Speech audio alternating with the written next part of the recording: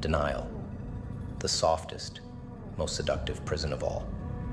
It's not the chains or the walls that keep you trapped. No, it's the illusion of safety. The warm cocoon of lies you wrap yourself in, telling yourself that everything is just fine. Denial is the ultimate comfort zone, a space where reality doesn't dare intrude, where the harshness of the world fades away into the background. It whispers sweet nothings in your ear, convincing you that you're safe, that nothing needs to change, that facing the truth is just a burden you can set aside. And so you do.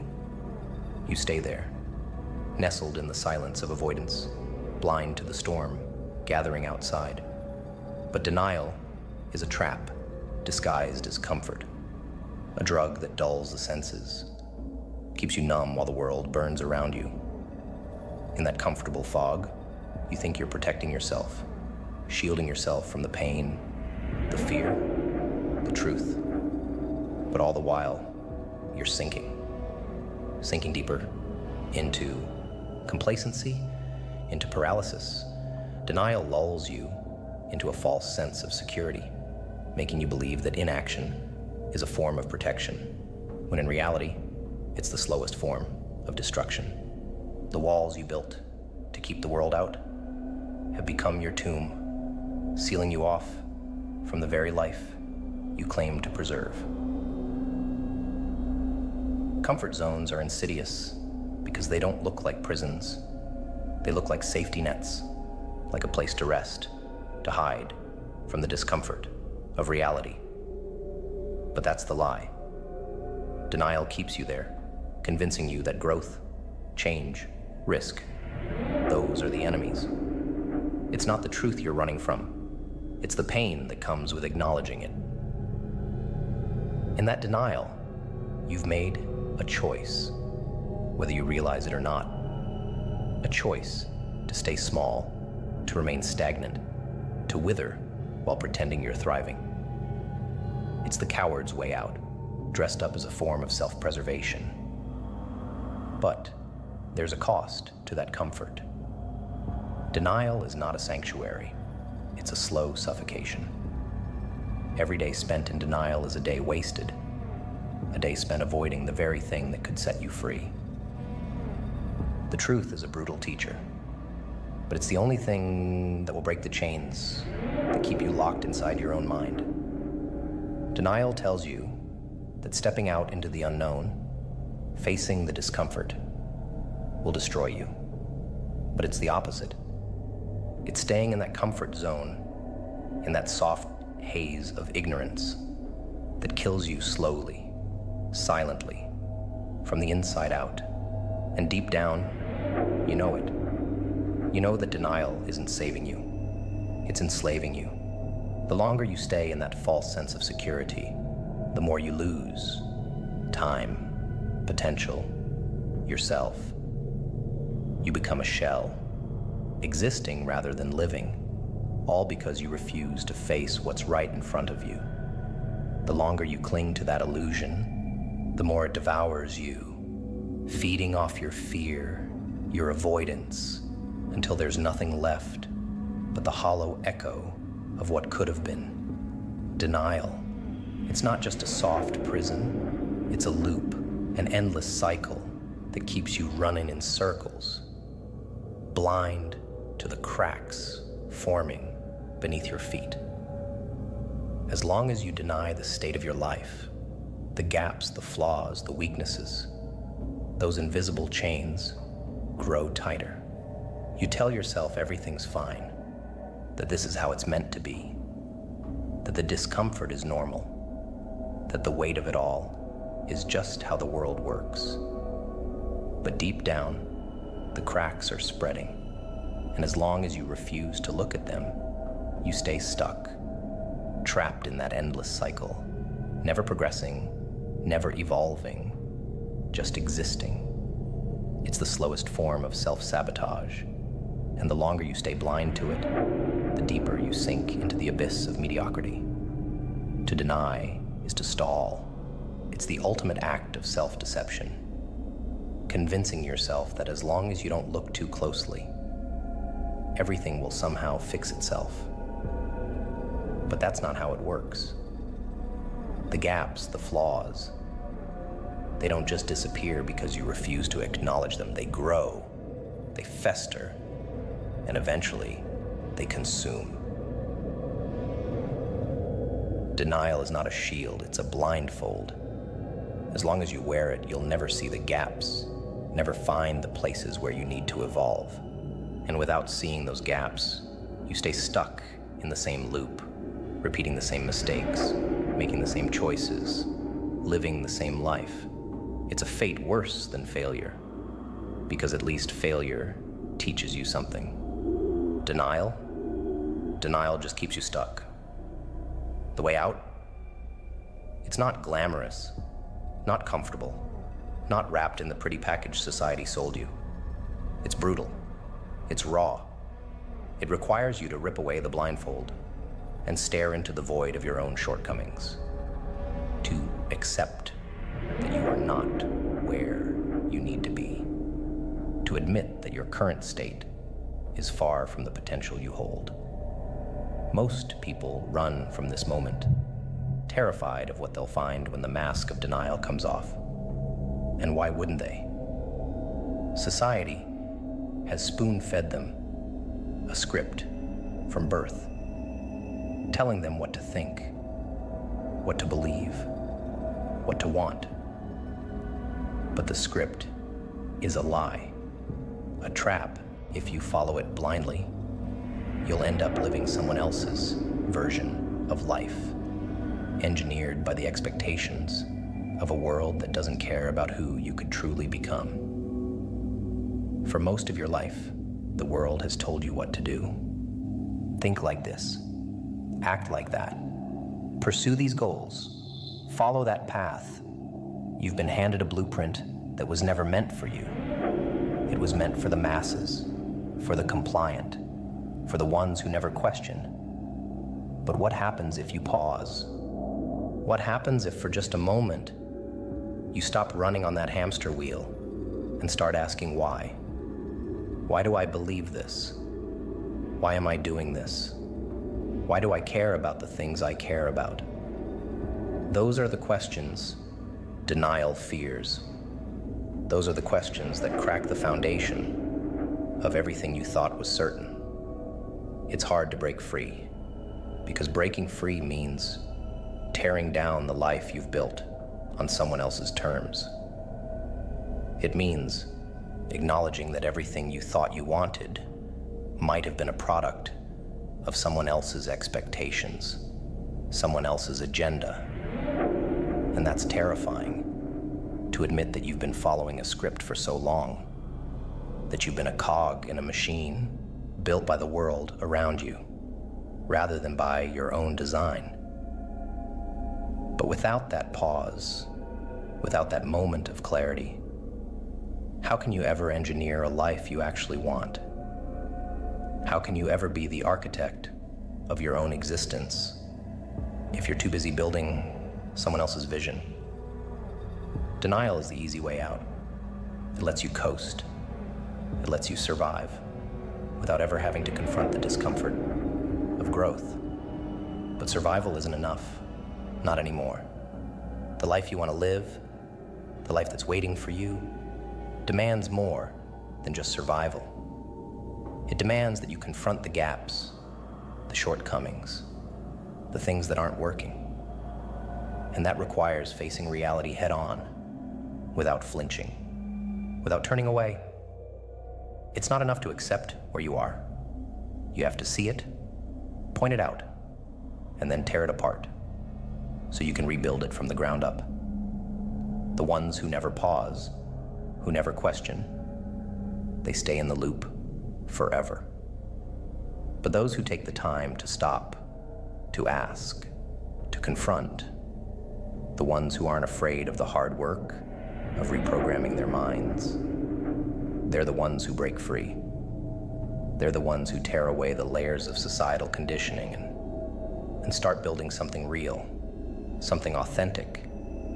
They engineer lives that reflect who they really are, not the version of themselves that was handed to them at birth. And that's the only way out of denial. To stop hiding, to stop pretending, and to face the raw, unfiltered reality of who you are and who you could become if you have the courage to embrace it. The moment you stop denying, stop running from what you are and where you stand, the illusion shatters. But what comes next? What happens after the veil drops and you stand face to face with the mess you've ignored for so long? That's where most falter. Thinking acceptance is the final step. But it's only the beginning. Acceptance alone is hollow if it isn't followed by something darker, something more dangerous: commitment. Without it, you're nothing but a spectator in your own life, watching as days, months, years slip through your fingers wasted. Commitment terrifies most because it demands sacrifice.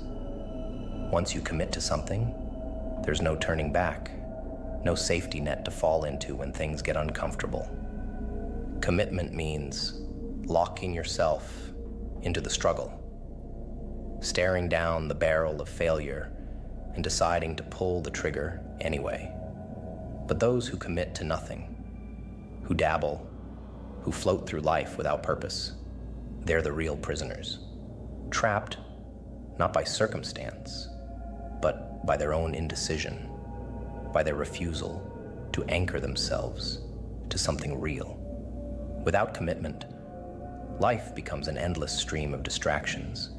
Every fleeting pleasure, every passing thought pulls you in 1,000 different directions until you're stretched so thin that you barely exist at all.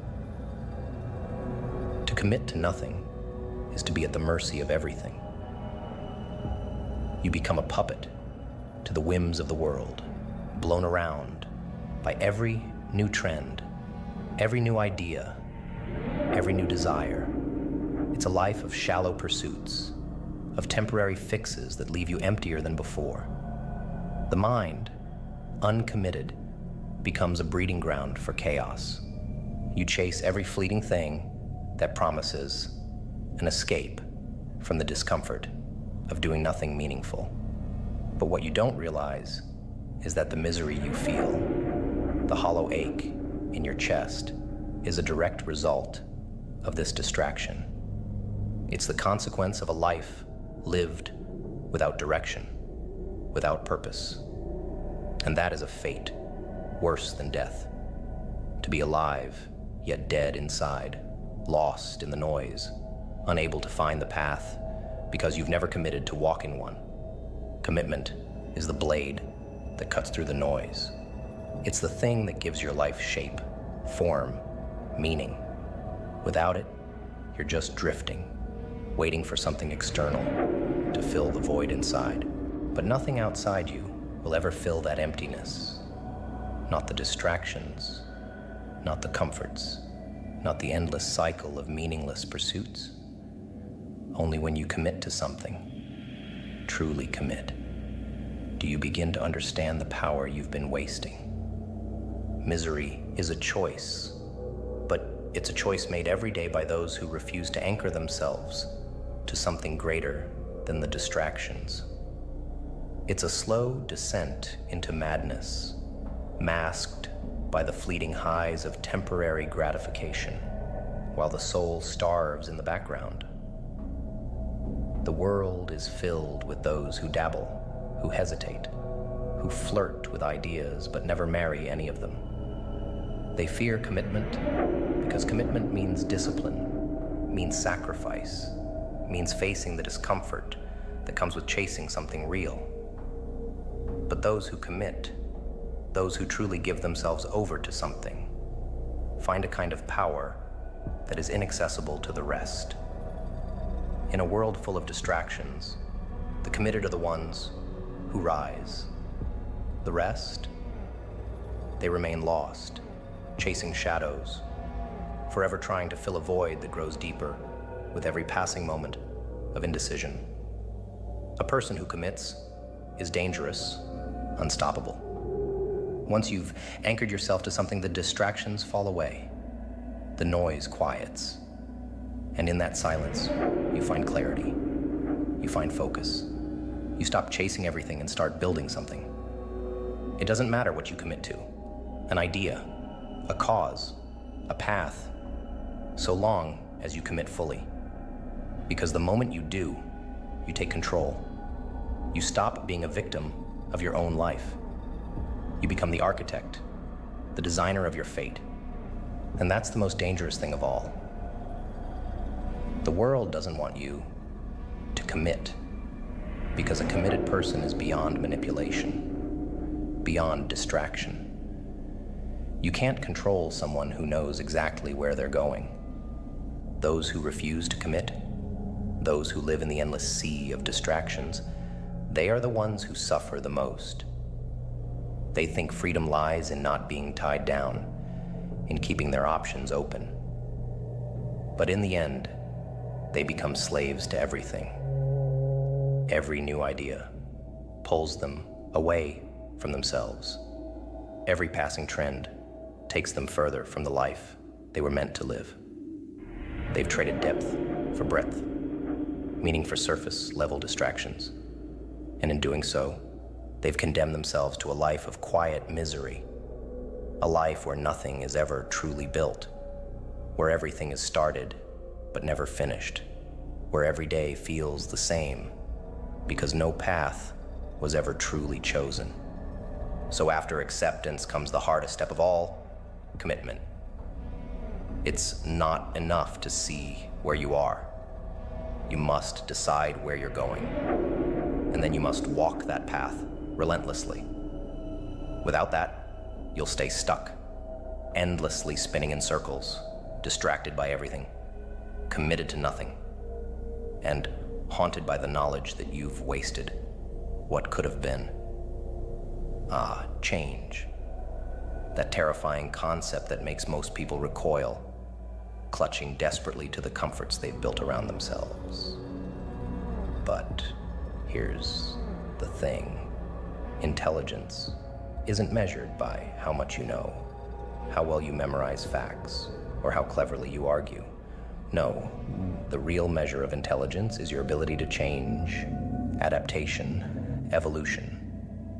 Those are the hallmarks of true intelligence. Because anyone can learn, anyone can regurgitate information, but only a few can face the abyss of transformation and step into it willingly. Most people fear change because it requires them to dismantle everything they've convinced themselves of, everything they've been told to believe. It means tearing apart the very fabric of their identity and rebuilding something stronger, sharper, more dangerous. The weak stay the same. The fools cling to their old ways, their outdated beliefs, terrified that if they let go, they'll be left with nothing. But those who possess true intelligence, the kind that goes beyond books, beyond surface-level knowledge, know that change is the only constant, the only path forward. Stagnation is death.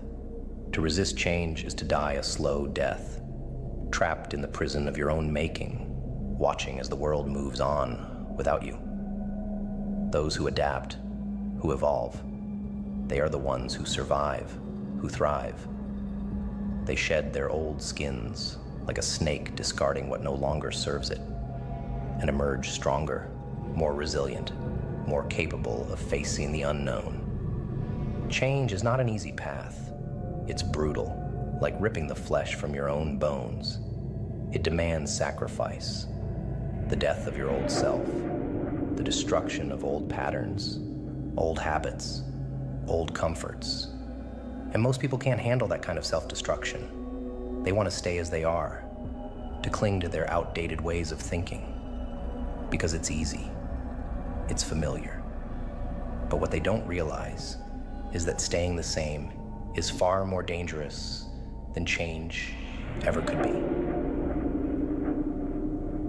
To resist change is to let the world pass you by, to become irrelevant, powerless, a relic of the past.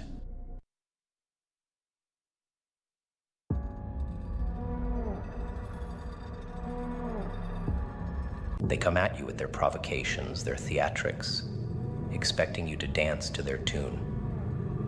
But without your reaction, without the energy you give them, they are nothing, powerless. It's all smoke, mirrors, and empty gestures. They depend on you to make their moves matter, to make their actions sting. Yet when you stand still, when you refuse to engage, their power crumbles into dust. The world becomes nothing more than a stage, and you're no longer an actor in their little drama. You've become the one pulling the strings. Reactions, the reflex of the weak, the desperate need to please, to belong. Reactions are born from that sickly, poisoned root of people-pleasing. Every flinch, every nod of agreement, every forced smile. It's all tied to that craving for acceptance, that unbearable itch to be liked. But what most don't understand is that people-pleasing is a slow death. It's a surrender, a sacrifice of self at the altar of other people's expectations. It's a leash wrapped tightly around your neck, pulled by anyone who dangles the carrot of approval. Reactions, then, are nothing more than the desperate gasp of someone trying to keep their head above water, afraid to drown in the silence of disapproval.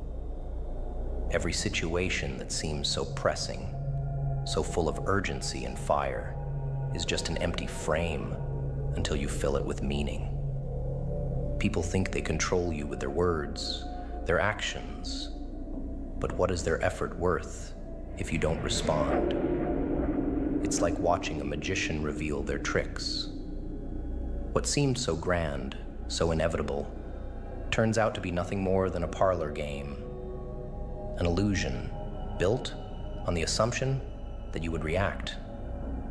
But once you see through it, once you master the art of indifference, you realize the stage is yours, not theirs. They may move their pieces, set their traps, but none of it matters if you choose not to play.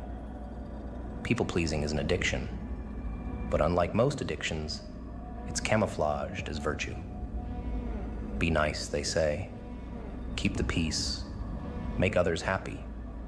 And so you comply, wearing that smile, that mask of politeness, thinking it will shield you from conflict, from judgment. But here's the paradox. In trying to be liked, in bending over backward to accommodate others, you become hollow. A shell filled with the expectations of everyone but yourself. You think you're keeping the peace, but in reality, you're killing your soul piece by piece. Situations unfold like a script, carefully designed to elicit a response. But the secret is in knowing that the script is meaningless without an actor to bring it to life. When you refuse to react, you don't just break the script, you rewrite it. What was once a crisis, a trap, a struggle, dissolves into nothingness. Situations are powerless because they depend on you to feed them with fear, with anxiety, with emotion. But when you detach, when you stand above it all, the situation loses its grip, its very meaning. You become the director, not the puppet. And the beauty of it, the less you react, the more the situation spirals, lost without the fuel it needs from you. People, too, are nothing without your reaction. They try to provoke, to prod, hoping for an emotional flare-up, something to prove that they have control. But control is an illusion they cling to, a false sense of power that vanishes the moment you deny them your energy. They speak, they taunt, they manipulate, thinking they hold sway over your emotions. But the moment you look through them, as if their words were nothing but air, they are undone. They need your reaction to feel alive, to feel validated. Deny them that, and they become hollow, desperate, frantic. The power they thought they had over you collapses, leaving them grasping at the straws of a game they no longer understand. What they don't realize is that your silence, your refusal to engage, is its own kind of power. A power far greater than any outburst or retaliation. It's the power of control over your own mind, your own emotions. In a world that feeds off chaos and reaction, being the one who doesn't flinch, who doesn't react, makes you untouchable. Their attempts to provoke become meaningless. Their insults, their schemes, their manipulations, they all fall flat. Because without your reaction, they're left with nothing but their own impotence, their own insignificance. Think about it. The moment you give in, the moment you react, you hand over your power on a silver platter. You let them dictate your actions, your emotions. But when you hold back, when you watch without moving, without blinking, you force them to face their own weakness. You strip away their illusion of control, and all that's left is a hollow shell of what they thought they could be. In that moment, they're the ones trapped, not you. They wanted your reaction to prove that they had some measure of influence. But without it, they stand powerless, exposed to the emptiness of their own games and the darkness of it, the darker side of people-pleasing that no one wants to admit. It's not about being good, about kindness. Number, it's about control. People-pleasing is a twisted form of manipulation, an attempt to control how others see you, how they treat you. Every time you react to keep someone happy, every time you shift your behavior to fit their mold, you're trying to twist their perception of you into something that won't hurt, something that won't cause friction. But in the end, the irony is sharp. The more you please, the less they respect you. The more you react to their whims, the more they take from you. You're nothing but a puppet, dancing on strings that others control. And all the while thinking you're the one holding the strings. Niceness is a poison, disguised as sugar. People pleasers think they're playing a game of balance, keeping everyone satisfied. But the game's rigged. The more you give, the more they demand. The world senses weakness in that desire to be liked, to be accepted. It smells the desperation, the insecurity that drives those endless reactions. And once they know they can control you with a raised eyebrow, with a disappointed sigh, they will do it again and again. People-pleasing doesn't buy loyalty or love. It buys contempt. The moment you become someone who bends to every wind, to every demand, you lose the one thing that matters, your own power. Reactions, they stem from fear, from the fear of being disliked, of causing discomfort. But here's the grim truth. Being nice, reacting to please, doesn't protect you from pain. It guarantees it. You think niceness is your shield, your ticket to being accepted. But it's a trap. A nice person is malleable, predictable, easy to manipulate. They think their endless sacrifice will be rewarded with love, with respect.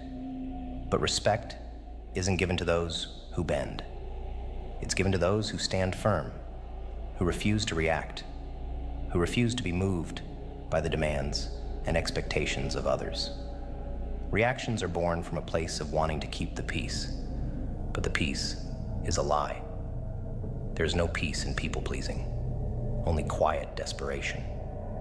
Each reaction is a piece of yourself handed over, a little bit of control you give away. And with each piece, you become less while others take more. The paradox is clear. In trying to be everything to everyone, you become nothing to yourself. And once you're nothing, you no longer exist in their eyes as well. You're a tool, a vessel for their whims, easily discarded when no longer needed. People-pleasing is the slowest form of self-betrayal. It teaches you to react, to bend, to comply. But those reactions never buy you safety or acceptance. They buy chains. Chains you wrap around yourself in the hope that submission will keep you from harm. But harm always comes, doesn't it? Because niceness, politeness, reactions, they're seen as weakness, as an open door for others to take what they want. Reactions are the outward manifestation of an inner void, a void that people-pleasers try to fill with approval, with affection. But the void grows deeper with every reaction, with every time you silence your true self for the comfort of others. So stop reacting. Stop pleasing. Let them feel the discomfort of your silence, the weight of your indifference. Strip away the mask of niceness and reclaim the power that lies in not reacting, in not caring whether they approve or disapprove. In a world full of people-pleasers, be the one who stands unmoved, unshaken, for only then can you truly be free. Emotions, the invisible chains that bind you, dragging you wherever they please, like a puppet on a string. The bitter irony, your emotions are nothing more than the slaves to your thoughts, and yet you bow to them, powerless, thinking they're the masters. Every anger, every fear, every fleeting moment of joy or despair, it's all born from the mind. The machine churning out thought after thought, shaping your emotions like a blacksmith, forging chains. And in the end, those chains wrap around your neck, pulling you into the depths of impulsive reactions, irrational fears, and fleeting highs. You're not in control. You're being dragged, and the worst part, you mistake this slavery for living. People cling to their emotions as if they were real, as if they were some divine truth, revealing their innermost essence. But emotions are puppets, nothing more. And like all puppets, they perform at the command of something far darker, your thoughts. What controls your thoughts controls your world. And yet most let their minds run wild, a chaotic spiral of noise, shaping emotions that they can't even understand. It's a vicious cycle. Thought creates emotion. Emotion governs action, and action solidifies the chains that bind. Every reaction, every outburst, every tear or smile, they're all symptoms of a mind left unguarded, a fortress with the gates wide open to invasion. The art of breaking free is not in conquering emotions with sheer force. It's in understanding that they are nothing without your consent. Silence is the key. Silent observation, the dark art of watching without reacting. Instead of being swept away by the storm, step back. Watch the thoughts swirl. Watch the emotions flare. Do nothing. Say nothing. In that silence, something profound happens. The storm loses its grip. The chains start to loosen. When you simply observe, without judgment, without engaging, the thoughts begin to fade, and with them, the emotions lose their power. What was once a tempest now becomes a mere ripple in a vast, still ocean. Observation is a weapon, a blade sharpened in the fires of self-control. When you master silent observation, you hold the leash. Thoughts will come, emotions will follow, but they will no longer drag you into the chaos. Instead, you watch them like a predator stalk and prey, with cold, calculated awareness. You see the thoughts form. You see the emotions stir. but you remain unmoved. A dark figure standing at the center of the storm, untouched by its fury. And the more you practice this art, the more you realize how little power emotions truly have when you refuse to be swept up by them. The weakness lies in identification. People identify with their emotions, as if feeling anger makes them angry, as if feeling fear makes them fearful. But emotions are nothing more than echoes, shadows of the thoughts that gave them life. And shadows cannot hold you unless you let them. When you stop identifying with the emotions, when you see them as nothing more than momentary ripples on the surface of the mind, their power evaporates. You are not your emotions. You are the observer, the one who watches, the one who stands in silence as the mind plays its games, refusing to be a participant in the farce. But here's where the villainy lies. The world doesn't want you to master this art. The world thrives on your emotional slavery. Entire systems are built on the fact that people react, that they follow their emotions blindly, that they let their thoughts and feelings dictate their lives. Break free, and you become something else. You become unpredictable, uncontrollable, a force that no longer plays by the rules. Silent observation is not just a personal liberation. It's a rebellion against the very forces that feed on your emotional chaos. When you stand in silence, when you watch without reacting, the world loses its grip on you. It can't manipulate. It can't push your buttons because you've disconnected the wires. The thoughts come, the emotions rise, but they find no foothold. They pass through you like a breeze through an empty room, leaving nothing behind. And in that silence, you find real power. Power not to control the world around you, but to control the one thing that truly matters, yourself. So watch. Watch as your thoughts create the emotions that once ruled you. Let them swirl, let them rage, but remain still. In that stillness, in that silence, you will find freedom. And once you break those chains, once you no longer react like a slave to your own mind, you become something far greater than what you were. Something dark, something unstoppable. Givers. They walk through life believing in the purity of their intentions, the nobility of their kindness, as if the world is built to reward such selfless acts.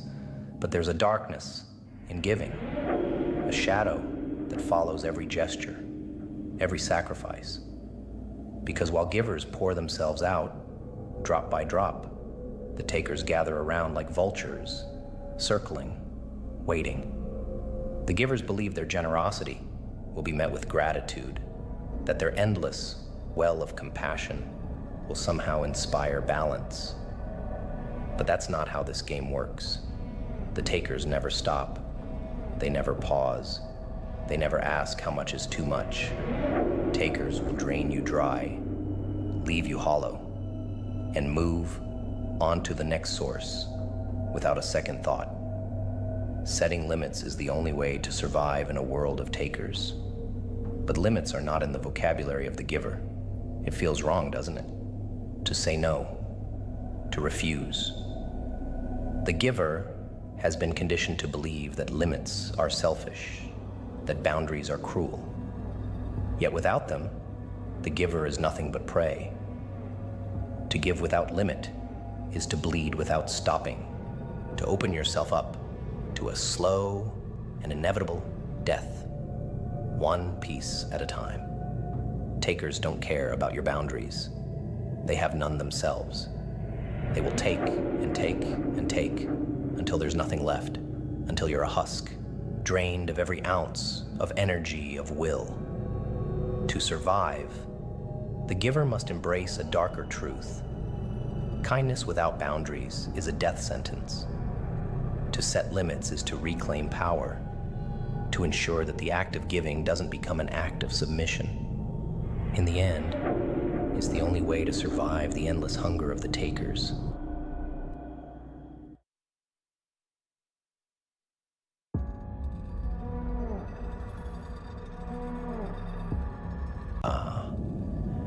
The inner dialogue, that quiet whisper in the shadows of the mind.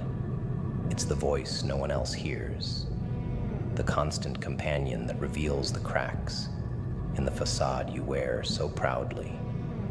People think they know who they are by the masks they show to the world, by the roles they play in this grand theater of life. But it's in that secret dialogue, in the words spoken only to oneself, that the real identity lurks. That voice speaks the language of fears, desires, and truths that remain buried under layers of pretense. It's a mirror that reflects the darkest corners of the soul, the parts that stay hidden when the lights are on and eyes are watching. In the dead of night, when silence reigns and there is no one left to impress, what does that voice say? It reveals the essence, stripped of its bravado and stripped of its armor. The words muttered under the breath, the thoughts that spiral in endless loops, those are the true indicators of the person behind the mask. It's where the monster lives, or the coward, or perhaps the hero struggling to break free. But make no mistake, that inner dialogue is relentless. It betrays who one truly is when stripped of the performances put on for the world. It whispers harsh realities or deludes with comforting lies. But either way, it cannot be silenced. This inner dialogue is a battlefield. It's where the real conflicts rage, not in the streets, not in the office, not even in relationships. No, the real war is fought in the confines of the mind, where every doubt, every insecurity, every forbidden desire rears its head. This dialogue can be a tyrant, beating down every shred of confidence with a merciless fist. Or it can be a conspirator, fueling the flames of anger, of revenge, of ambition. It reveals the battles yet to be fought and the scars already carved into the psyche. And while the world sees only the mask, the inner voice lays bare every crack, every fracture that lies beneath. Most live their lives running from that voice, drowning it out with noise, with distractions, with the fleeting joys that momentarily silence the relentless chatter within. But the voice waits. It always waits. In those quiet moments when the distractions fade, it returns with a vengeance. It is then that the dialogue reveals its power, for it knows every weakness, every doubt. It knows where the fear hides and where the strength falters. It speaks the unfiltered truth, the kind that no one dares to admit even to themselves. The inner dialogue is a ruthless judge, unkind and unyielding, and it lays bare the soul with every whispered word. To confront that voice, to listen without flinching, is the greatest act of courage. It is the path to understanding who one truly is beneath the layers of artifice. That dialogue doesn't lie. It exposes the raw, unrefined essence of the self. It tells of the desires repressed, the rage suppressed, the dreams that lie shattered on the floor of the mind's dark chambers. In those moments, when the inner voice rises above the din of daily life, it offers a glimpse into the reality of one's own existence, a reality that is often far removed from the polished image shown to the outside world. Some let that inner dialogue control them, let it twist and bind them into the roles they think they must play. They become puppets to their own fears, dancing on the strings pulled by the voice within. Others learn to harness it, to listen to its whispers and confront its accusations, They learn that the dialogue is not just a reflection of who they are, but a map of who they could become. It is a guide, albeit a harsh one, pointing to the flaws that need to be acknowledged and the strengths that need to be forged. By the time the 20s arrive, the mind is already a machine, meticulously programmed by society, parents, expectations. Every directive, every rule, every spoken or unspoken command has etched itself into the psyche. It's not a conscious takeover. It's insidious, slipping into the subconscious, rewriting lines of code with every passing day. The original aspirations, the wild dreams that once roam free in the corridors of youth, they are diluted, strangled down to a whisper, to the point where they're barely audible. The mind becomes a well-oiled puppet, strings pulled by the whims of a world that has no idea what lies buried beneath the surface. It feeds on conformity, thrives on predictability, demands obedience to norms that were never yours to begin with. Curiosity, the weapon of the original self, is systematically blunted. Questions are discouraged, met with disapproving glances and veiled reprimands. This is how it's done. This is what you should want. And with every nod of compliance, with every time one succumbs to the pressures of fitting in, the inner dialogue, that raw voice that once screamed of adventure, of breaking free, grows quieter. By the 20s, most have forgotten it entirely, mistaking the chorus of societal expectations for their own voice. They become actors playing roles in a script written by others, a script that demands obedience, that scoffs at deviation. They drift into a life that was never truly theirs, trapped in the gears of a machine they never asked to be part of. But there is a path back, though it's shrouded in the shadows of the unknown. To undo this programming, one must shatter the illusion of certainty, step willingly into the void where the rules blur, where the lines drawn by society fade into nothingness. It's a plunge into the dark, a rebellion against the very code that has governed every thought, every action, every decision. This journey into the unknown is not for the faint-hearted. It's a violent ripping away of the chains, a challenge to every line of code that has been hardwired into the mind. It requires a ruthless questioning of everything, of the so-called truths, of the roles played, of the desires pursued. For in questioning, the original self stirs. The inner dialogue begins to murmur once again, faint but unmistakable. Launching into the unknown means facing the terror of isolation, of breaking away from the safety nets woven by societal expectations. It means wandering into the labyrinth of the mind, seeking the fragments of the voice that once guided with clarity and purpose. The unknown is where the puppet strings are severed, where the mind learns to operate outside the confines of its programming. It is there, in the darkness of uncertainty, that one gathers information, fragments of knowledge that serve to rewrite the code. It is there that the inner dialogue starts to speak again, not as a muffled whisper, but as a voice gaining strength with every step. An idea is nothing but a spark until it is given form, until it is woven into the fabric of existence through action. To execute, one must strip away the noise, the distractions, and focus with a singular, almost violent precision.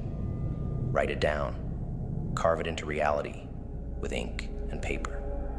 Make it tangible, give it a body so it can no longer lurk in the abstract. Then plan, but not in the endless paralyzing loops of overthinking that bind so many. Plan with a purpose, with the end in sight, and then act. Do not wait for the perfect moment, for the stars to align. They never will. The perfect moment is a myth, a lie told to keep you in chains. Take the idea and thrust it into the world, raw and imperfect. For imperfection is the crucible through which greatness is forged. Every word read, every page written, every move made should filter through the lens of that idea, through the vision that the inner dialogue has laid bare. This is not about balance. It's about obsession. It's about letting the idea consume you, allowing it to be the lens through which every decision is viewed. A life that lacks this filter, this relentless focus, is a life drifting aimlessly, a vessel without a rudder. To bulk up on ideas without execution is to weigh down the mind until it collapses under its own inertia. The mind becomes a graveyard of potential, haunted by the ghosts of what was imagined but never realized. An overweight mind is a tortured one, crushed by the mass of unrealized possibilities. It breeds a certain kind of madness, a chaos that grows in the silence between thought and action. To have ideas and do nothing is to invite despair. The mind becomes its own prison, where every unexecuted idea paces like a caged beast, gnashing its teeth, demanding release. It gnaws away at the soul, whispering of what could have been. To avoid this torment, one must become relentless in the pursuit of action. There is no room for hesitation, no room for the comfort of safety. An idea without execution is a corpse, a dead thing, rotting in the recesses of the mind. Filter every action through the idea. Let it dictate what is read, what is consumed, what is discarded. Every piece of information, every word taken in, should serve the execution of that idea. This is not a call for a life of moderation. It's a call for a life of intensity, where the mind becomes a forge, burning away the unnecessary until only what is essential remains. The overweight mind, bloated with unused ideas, is a mind that has betrayed itself. It has allowed fear and doubt to take root, to spread like a virus, paralyzing the will to act. Cut the excess. Execute with a ruthless clarity. Let the idea be the fire that drives every decision, every movement. When the gap between thought and action is reduced to nothing, the idea becomes reality. It is no longer a fleeting vision in the darkness. It is a tangible force that shapes the world. And in that process, the mind finds peace. Not the peace of complacency, but the peace of motion, of relentless progress. The mind, once burdened by the weight of unfulfilled potential, becomes lean, sharp, a weapon honed through the act of creation. The aftermath of neglecting the inner dialogue is a slow descent into a life that isn't yours. If you do not seize control of your narrative, if you allow that voice within to fade into silence, then understand this. The world will not hesitate to fill the void. If you don't create a routine, you will be assigned one. A routine designed to keep you predictable, manageable, docile. It will be a cage, gilded perhaps, but a cage nonetheless. It will be filled with tasks and duties that serve the needs of others. Routines that drain the soul while masquerading as normalcy. And the worst part, you may even find comfort in it, in the monotony, because it removes the burden of choice. But in that comfort lies the death of the self, the erasure of what could have been. Purpose works the same way.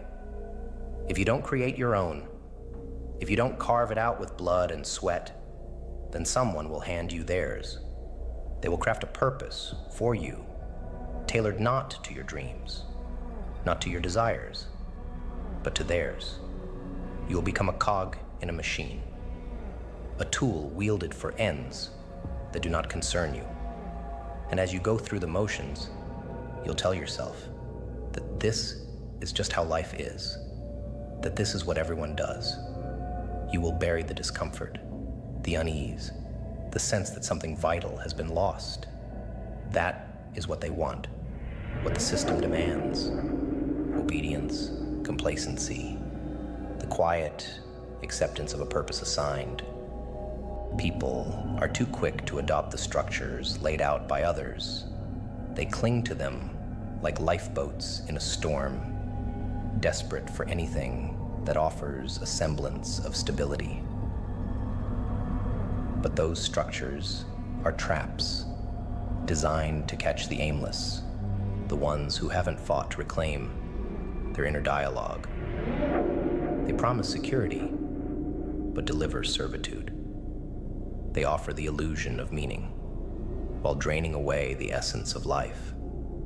The comfort they provide is hollow, a pacifier to numb the mind, to keep it from asking dangerous questions. Because once you start to question, once you start to seek, the entire edifice begins to crack. And that terrifies them, those who build these structures, those who enforce them.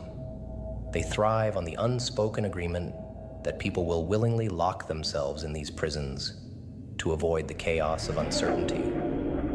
But uncertainty is the crucible in which the true self is forged. It is the darkness one must walk through to reclaim the inner dialogue, to find a purpose that is not a hand-me-down. Yet most choose the path of least resistance. They accept the routines, the roles, the purposes assigned to them, believing that this is the cost of survival. They shut down the voice inside that screams for something more, something beyond the chains of assigned living. And in doing so, they surrender the most vital part of themselves. They become shadows, echoes of what they could have been. The world is full of those who have surrendered. Look around and you will see them, the ones who move through life as if on autopilot, their days dictated by schedules they did not create, their actions guided by purposes they do not understand. They have been given scripts to follow, and they recite their lines without question, without hesitation. It's a slow death, one that doesn't announce itself with violence or drama, but creeps in quietly, day by day. It strangles the inner dialogue until all that remains is the dull hum of routine, the mechanical repetition of tasks that mean nothing. This isn't living, it's existing, drifting along in a life that was designed by others, for others. To avoid this fate, one must be ruthless. One must fight to revive the inner dialogue, to drown out the noise of the world, and listen to that voice within. It demands action, demands that you break free from the structures that have been handed to you. It calls for the creation of your own routine, your own purpose, one that resonates with the core of who you are. It requires the audacity to reject the comforts of the assigned life, to walk into the uncertainty of a life crafted by your own hands. Because if you do not, if you choose the path of surrender, then your life becomes a script written by others, performed for an audience that doesn't care. You become a pawn in a game you never chose to play, moving through the board as directed.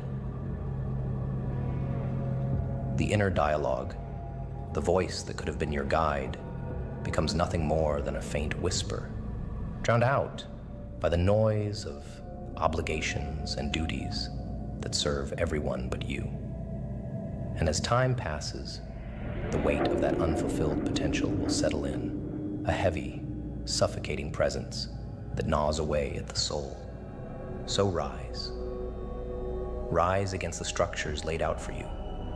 Create your own routine, your own purpose, one that is born from the raw whispers of your inner dialogue. Let that voice lead you into the unknown, into the chaos from which true life emerges. Refuse to be assigned. Refuse to be defined by the easy comforts of compliance. Live not as a puppet, not as a shadow, but as the master of your own fate. For only then, when you have wrested control from the hands that would shape you, can you say that you have truly lived?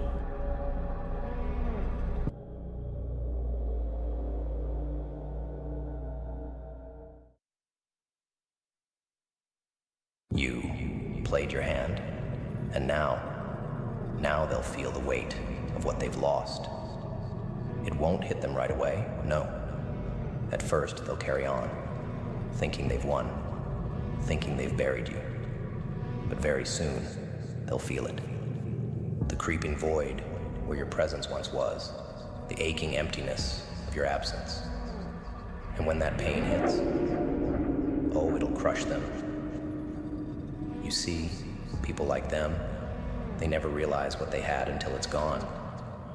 They take you for granted, think you'll always be there, a constant in their little universe. But you saw the truth long before they ever did. You knew your worth, knew the power you held over them. And now, as you've stepped away, left them to their own devices, they're beginning to feel it. Not all at once, no. It's a slow burn, a hollow gnawing at the edges of their lives. Soon, it will consume them, and they'll regret ever letting you slip through their fingers. They'll put on a brave face at first, pretending your absence means nothing, pretending they're better off without you. But in the quiet moments, when the distractions fade, and they're left alone with their thoughts, that's when it'll hit them. The silence will scream louder than any words ever could. They'll feel the sting of it, the sharp, cold realization that they were never prepared for a life without you. The pain won't just be the loss of you, it'll be the knowledge that they could have prevented it. They could have kept you close, but instead, they let their arrogance, their pride, blind them. Very soon, they'll feel the pain of losing you. It won't just be an ache. It'll be a gaping wound that refuses to heal. Because you weren't just another piece on the board. You were the game. You were the spark, the fire that kept everything moving, kept them alive, kept them thriving. And now that you're gone, everything they built is falling apart. Slowly, at first, almost imperceptibly, but soon, it'll be undeniable. The cracks are already showing, aren't they? The foundation is crumbling, and they're scrambling to hold it together. But it's too late. They'll try to replace you, but it won't work. Nothing will ever fill the void you left behind. You see, losing someone like you isn't just about missing a person. It's about missing the energy, the influence, the force that you carried with you. They're realizing, too late, that they were dependent on that force, that you were the one holding everything together. And now that you're gone, they're drifting, lost in the storm of their own creation. They'll try to move on, try to pretend that everything is fine, but you'll haunt them. Not like a ghost, no. You'll haunt them in the choices they made, in the regrets they can't escape. Every step they take without you will feel heavy, like they're walking through quicksand, sinking deeper and deeper into their own regret. The pain they'll feel won't just be sharp, it'll be lingering, a slow poison that seeps into their bones. It's the kind of pain that doesn't go away, the kind that festers, grows, and gnaws at the soul. Because you weren't meant to be lost. You were a force, a presence they were foolish enough to let go. And very soon, they'll wake up one day, and it'll hit them like a wave, drowning them in the realization that they'll never get you back. The choices have been made. The die has been cast. And now, they're left to live in the ruin of their own mistakes. The tragedy of the aimless. Those poor souls who cling to the past because they lack the courage to envision a future. You see it, don't you? Without a vision to pull them forward, they're doomed to circle the same dead-end streets in their minds, lost in memory, loops of regret, of missed opportunities, of what could have been. It's pathetic, really, watching them try to relive moments that no longer exist, trapped in a prison of their own making. They think the past holds the answers, the comfort, but all it holds is chains. And as they remain tethered to it, unable to break free, they fail to see what's truly killing them. Their lack of vision, their inability to look forward, to create something new. People like that, they don't understand the power of purpose. They think that walking away is an act of weakness, an act of surrender. But no, walking away without purpose, that's weakness. You don't walk away for petty revenge, for some hollow sense of closure. No, you walk away because you've chosen a new path, a higher one they can't follow. They'll never understand that true strength isn't found in trying to destroy what you've left behind, but in building something greater without them. They can't grasp that because they're still clinging to the wreckage, desperate to find meaning in the rubble of the past. You see, when you walk away with a vision, with a purpose, you don't look back. You don't let their memory loops pull you down into the same sinking pit they've fallen into. You're not interested in weak, pointless revenge. That's for the small-minded, the ones who need validation from those they've left behind. But you've moved beyond that. Revenge is a distraction, a waste of your potential. Why stoop to their level when you can rise to something far more powerful? Walking away with purpose means you've set your sights on the horizon, not the past. And you understand that the only battle worth fighting is the one against yourself, against your own limits. They'll try to pull you back, of course. Oh, they'll use every trick in the book to remind you of the past, to drag you into their endless cycles of regret and pain.